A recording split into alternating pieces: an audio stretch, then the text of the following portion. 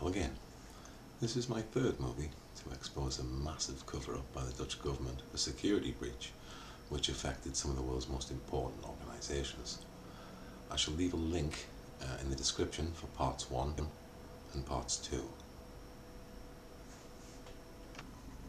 The only British politician which is worth considering to investigate this matter would be Mr. Nigel Farage. Mr. Farage leads the UK Independence Party, whose stated objective is to get Britain out of the EU because it's so corrupt.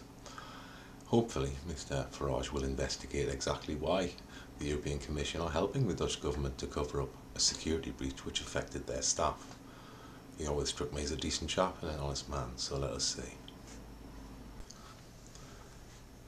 In case you cannot read this on a small screen, I'll divide the email into half, and you can read the first half first. You'll have to pause it.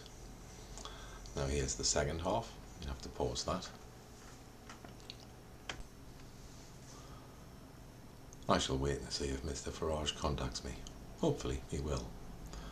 I've also had to contact the British Home Office because 3.5 years later they're still helping the Dutch government cover up a security breach which affected the security of their soldiers and their soldiers' families. A very strange behaviour from the British Home Office. And since I first contacted the British government about this matter in June 2011, reporting restrictions seem to have been in place because no one from the British media will talk to me, take my calls, reply to my emails. They will not talk to me at all. But the British government have something called a super injunction that they can use to suppress anything in the media. It's outrageous really, but that is the reality of Britain today.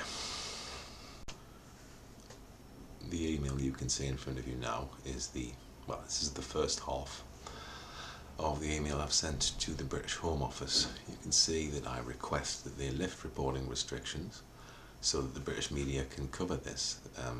Hopefully they would get in touch with me. In the second half of the letter, which is on screen now, I make the point that, as always, the whistleblower is the only one to suffer.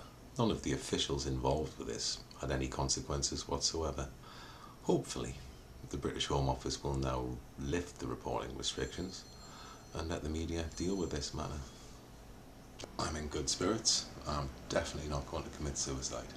I shouldn't have to say that, but so many people who try to resist can find themselves being suicided. So, I am in good spirits.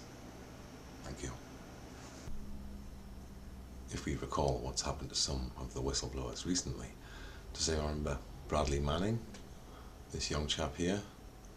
Well, he's now basically being tortured in a military prison every day. They keep him awake 19 hours a day. In theory, he's allowed to sleep 5 hours a day. The other 18 hours he must work. But does it look to you like they're letting him get 5 hours sleep?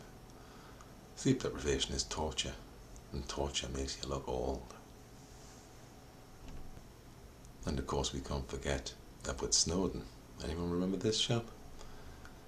He's basically going to spend the rest of his life on the run in Russia, hiding from American Special Forces.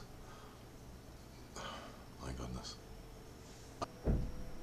I would really like to thank all of the people who have shared my little movies via the torrent sites.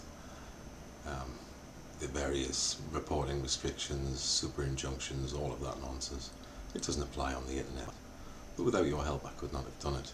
This information is now on all 5 continents. Thank you very much for your assistance.